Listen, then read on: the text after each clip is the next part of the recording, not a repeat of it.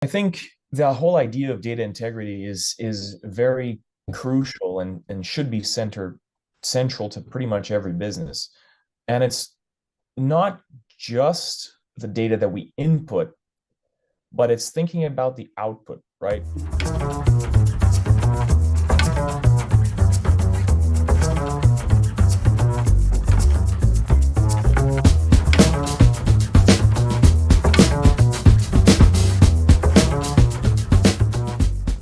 All right, everybody. Welcome back to the RevAmp podcast. I'm here today with Nick.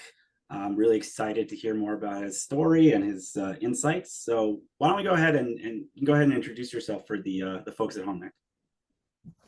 Thanks, Mark. First of all, thanks for the invitation. It's a pleasure to be here. So my name is Nick. I am currently a RevOps and go-to-market strategy advisor for SaaS B2B tech companies, and basically spent my entire career in operations. Started in sales ops, and then progressively got exposure to mark and sales ops, and then grew into revenue operations, and currently actively fighting to get that concept out and about, and getting people to really understand the value and understand the role, and move away from the concept of just being a system admin and the typical understanding that you get when you talk about RevOps with people who don't really understand the role. But yeah, doing this for almost 15 years and haven't done anything else apart from that. So that's me. That's fun.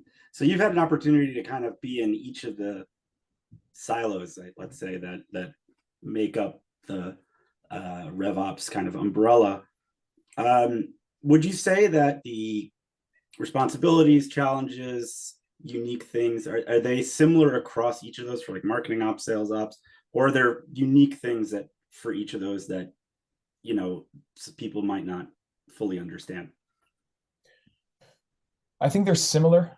Um, from a daily perspective, they're similar from a high level perspective, but the day to day is actually, as in the activities and the things you actually do are different, right? You need different skill sets for different ones. You can't necessarily go from sales ops to mark ops as a jump, as in just moving the. I'm not saying you can't do it. I'm just saying that it's tougher to do that if you don't have an understanding of how to run campaigns or how to properly manage the marketing flow, the spend, budget, so on and so forth. You need some idea of what that is to properly excel. And I would say then, from a classic sales ops and then customer success ops, they're the ones that I think are a bit more similar. Mm-hmm. But again, you also need exposure and understanding of how a customer base works. It's different from prospecting. It's different when you're trying to understand the usage of platforms, or depending on what your product is. So there are nuances. But I think what I would say a complete kind of RevOps professional would have to have at least two of the three under their belt. Mm-hmm. So one of the things that I kind of wanted to focus on today was, the concept of data integrity and ensuring that data is, the same from when it first kind of gets added, either, and all the way, further down the life cycle. And so, each one of those kind of pieces we're talking about has their own additions to, let's say, data, whether it's automated or not, as well as kind of needs. In your experience, like, I guess we can start here. Have you found that, in organizations where it was siloed, right? There was no RevOps. It was, those things. Did you find that there was, issues with data being passed from kind of one stage to the next? Were they similar issues across the different experiences, or I would just love to hear your kind of experience there.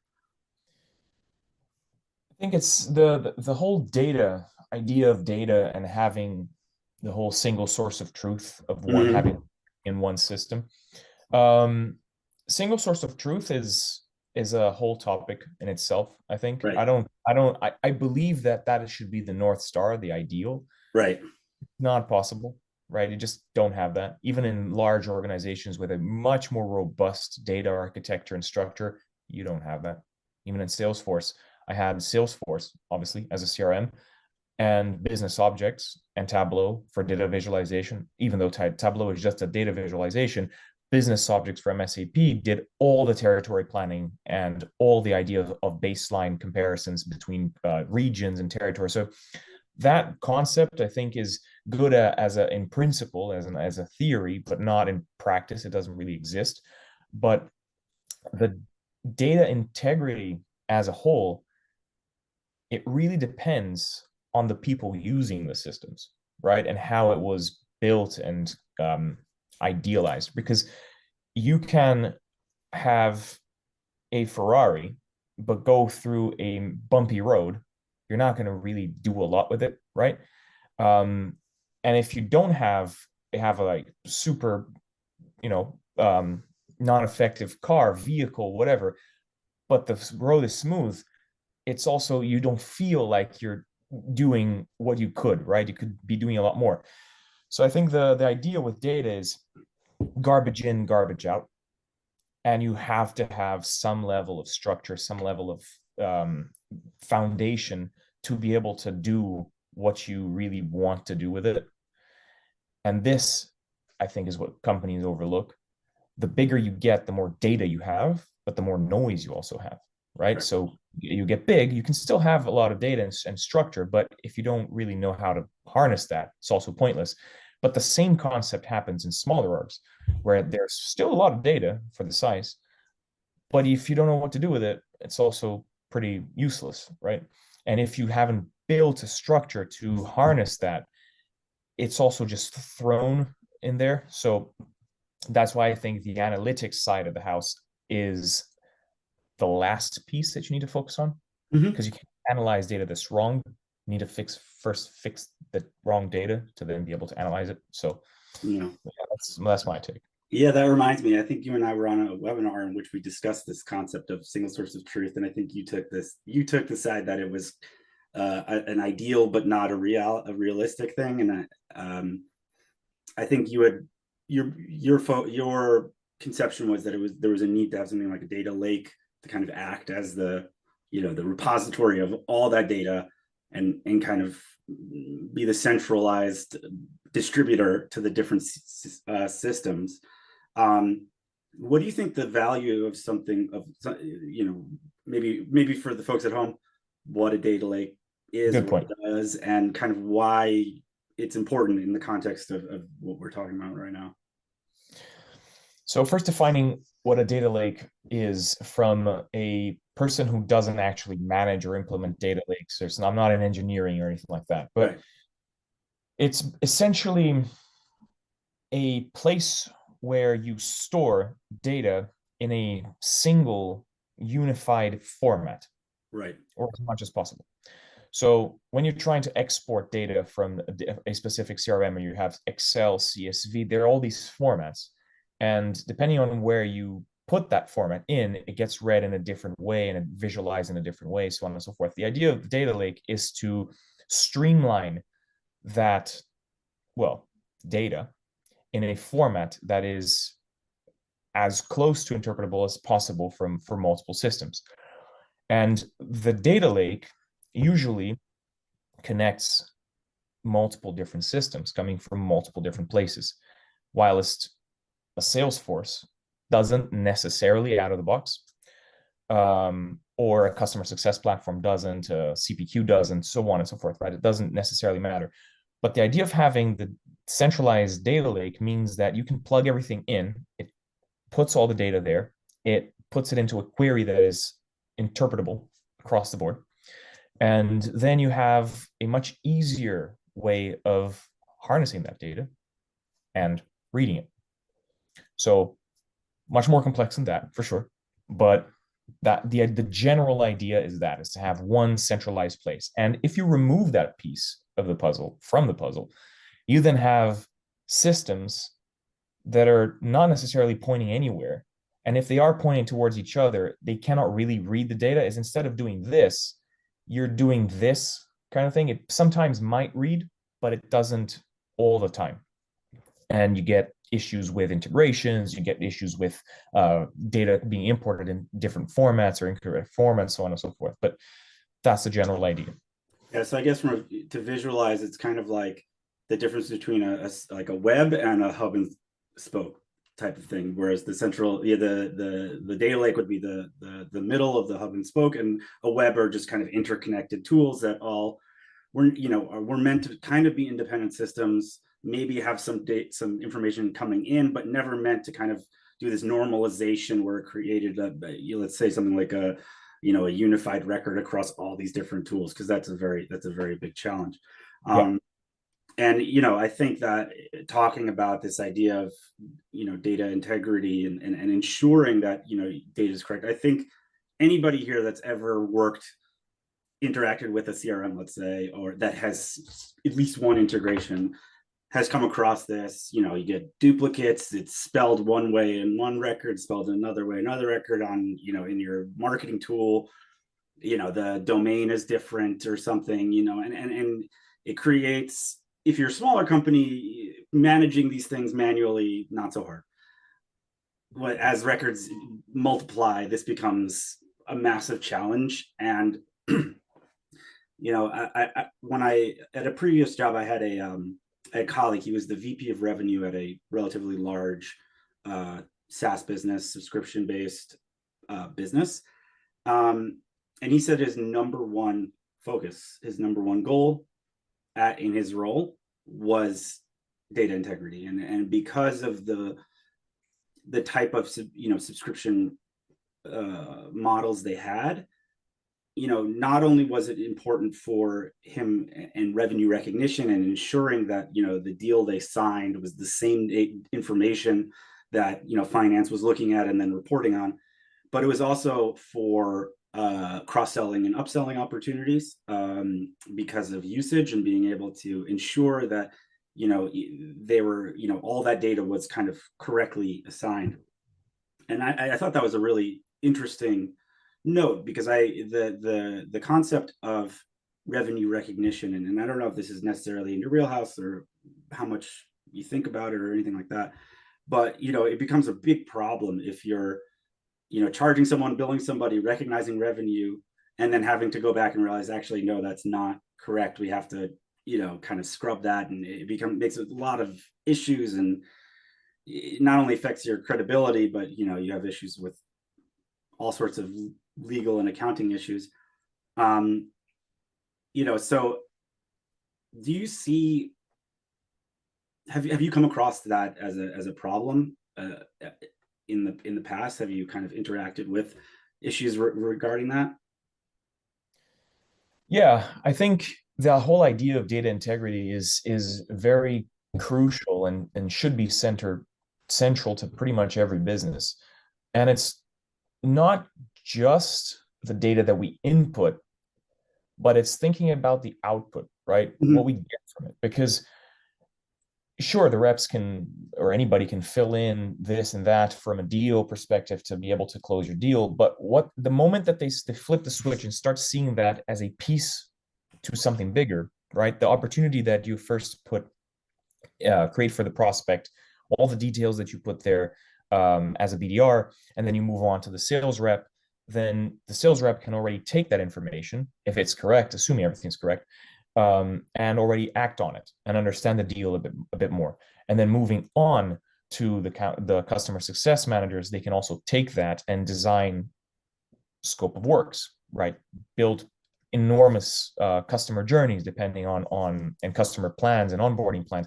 So the data is essential to drive the customer journey across the board. It's even more than just the actual fields that we actually do, but even more so from a legal perspective, right? Countless times, there was one company I worked for where we were still trying to figure out if now was the time to scale versus be scrappy. I think this is the central piece of probably most of the issues. What can we do um, that will allow us a bit more speed versus and agility versus, doing it correctly? And my job was obviously to build those guardrails and approval process and making sure that we were doing things according to not only the company, but also laws, right? Right. Um, and we had countless times where the deal would eventually get to this point where we wouldn't have super rigorous checking on the actual data. And then we go through the entire negotiation with the customer prospect to then get at the end and people just announce this massive deal closing. And I'd be like, well, I didn't see that one. Yeah. And we then get to the end and the deal is completely wrong. It doesn't comply with any of the rules that the company would expect. So then you go about building, all the approval process, making sure that we have a proper pricing and quoting mechanism in place. So yeah, multiple times. And then we have the crucial decision to either let it go or go back and fix it. Depending on the industry, going back and fixing it is a bit of a problem because you might eventually lose a deal, depending. Yeah. So it's always that kind of balance that we need to find, but it's really tricky. Yeah. Yeah. And I would imagine if you're working at a company that is a multinational, those legalities are different, even within, let's say I'm talking to you from the United States, even within the United States, different states have different legal, rules on, slight variations. Obviously the EU has their own thing. And so, there's a lot of complexity there. And I think that especially if, you zoom in on a sales rep, they have kind of one goal, which is, quota. And, they're incentivized on that. And so they're, kind of maniacally focused on that. And they don't want to be bothered with all this other stuff. And so you mentioned the concept of guardrails. Um, and I think that that's an interesting concept. I wonder, when you were working in that context, and you had deals and trying to create those guardrails and approvals. Um, did you did you build kind of a formal deal desk process to do that, or was it yeah? So what did that look like? Initially, I was the one doing that. So if you're the hired to be the first RevOps person to build a function, most of the things you do yourself, but that's kind of expected. If you're hired to then inherit and just maintain, that's a different story. Um, but most of the times I had to build the function. I hired everybody and kind of built the teams from scratch. And at the time, I was the only person doing it. So I had to kind of roll up my sleeves and just get it done. So I basically centralized the deal desk function within myself. And sure, at times it got a bit overwhelming at the end of month and quarter, depending also monthly businesses and quarterly businesses behave differently. Um, but I reduced the margin of error to like 1%, even though most of the people might come back and say, well, is that scalable? You got like hundreds of requests and all that. Yeah, sure. But it wasn't something that I was going to keep on doing for, a long time. So by doing that, I proved to the business that we needed a deal desk function. Yeah. And it was showing like the amount of errors that we had per order or per collection of orders in a specific given period of time was around like 30%, obviously. And after that, I then showed that it was decreased to like 2%, 2%. And still, it's bad, right? Because it should be zero. You cannot let some things go. But the issue is I was doing it myself. So yeah, naturally that's going to be an issue. But if you have a team or a structure there, it's even going to be less.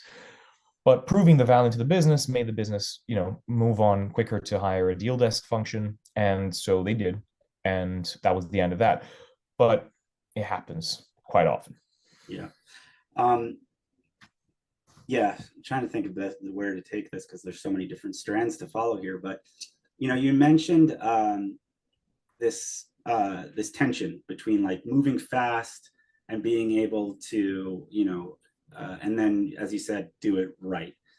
Um, one of the observations that I've had over the last 3-4 years, I think COVID and its, things that have happened since then have really kind of sped this up, is how quickly the external environment changes and how much that impacts the way a company runs. If you're kind of have this rigid system in which you just can't incorporate external changes fast enough, you're going to die. And I think we've seen that. And so, that requirement to be able to adapt quickly, I think adds to that tension. And it seems to me that I'm not sure how much companies put the importance on building kind of this resiliency and adaptability into their process, into their go to market. In your work as kind of advising companies when you come in, is that a piece of the puzzle that you look at, and how do you kind of build them or help them build themselves to handle the big changes that are inevitable that we don't know are going to happen? Market conditions change or whatever. Yeah.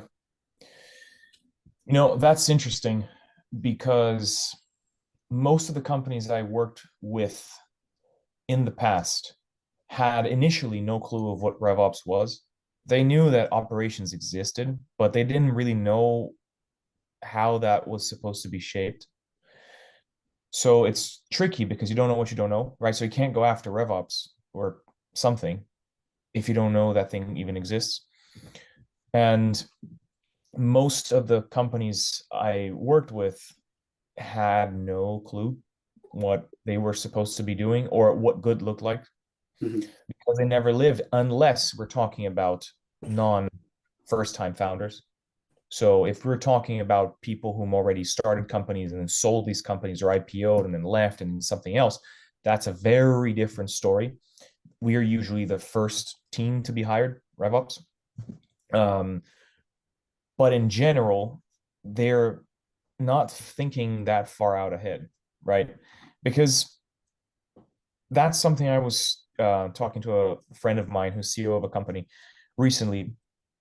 In practice, right, from a day-to-day perspective, if you're a pre-seed Series A CEO, you're focused on tomorrow, right? You need to get through the day. You need to there are so many things happening at the same time. You have a team of 60 people, and if best, and you need these small things which have a massive weight on you, and you need to get through the day.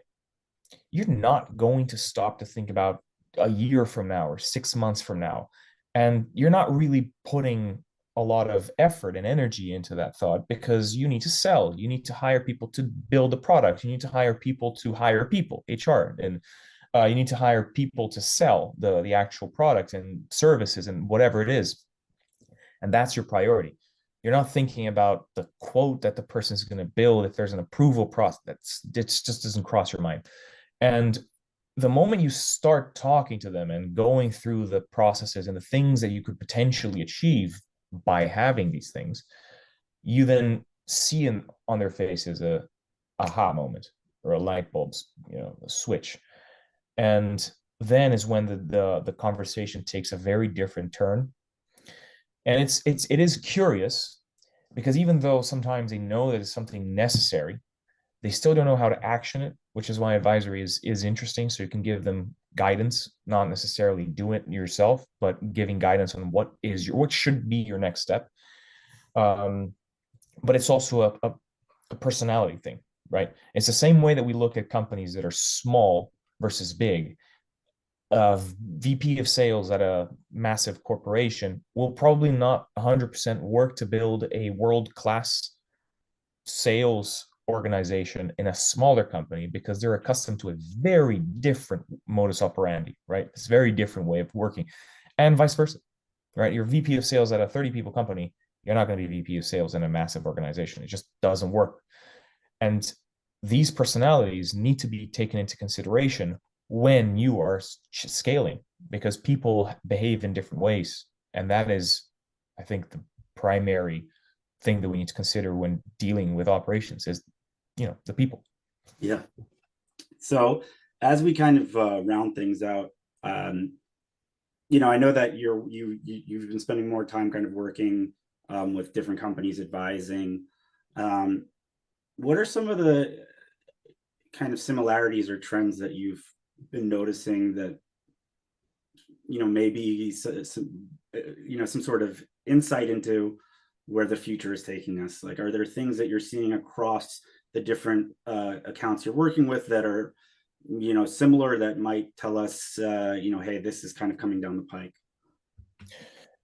I think 2024 is the year the smaller organizations are going to realize that they really need to think long term. And this is the direction I think that and obviously I'm not talking about AI and all that. Those are more the tactics that you're going to use to get there. But the general trend is towards stop looking at tomorrow, especially if you're a C-level CEO, founder, whatever. Stop thinking about tomorrow. Look at least 6 months or a year ahead, really, right? And don't keep creating these enormous inflated numbers to then not hit them again. Do something realistic and have that outlook that is further than a week. You know what I mean? Because in 2021, 2, and 3, we started pivoting, and companies that realized that they went too quickly past the product market fit phase and went straight into go to market. They realized that, well, maybe the product isn't really ready. So I think we need to scale back and go back and do everything again and start from scratch, which results in layoffs and what we've been seeing. And now they're going back to the drawing board to figure out, where did we go wrong with our product, or where can we, improve, to then go back and sell it to the market. Because what's the point in having a product nobody wants or it doesn't fit, right? So now we're going to see in 2024 companies moving back into the good, or start moving back into the go to market with a bit more nuanced thinking, right? Yeah. So you need to really figure it out. And since they've lived through issues before, hopefully they're willing to do it correctly again. Cool. So I really appreciate that. I really appreciate your time today. Thank you so much. Before we end, do you want to tell the folks, the kind of the best places to engage with you or see kind of, your content out there, where they can learn more about you? Yeah, I primarily post and comment and write articles either on my website, RevOps On Demand, or directly through LinkedIn, easily reachable through there. Respond pretty quickly. So yeah, happy to connect with anybody who's interested in learning a bit more about RevOps and go to market as a whole.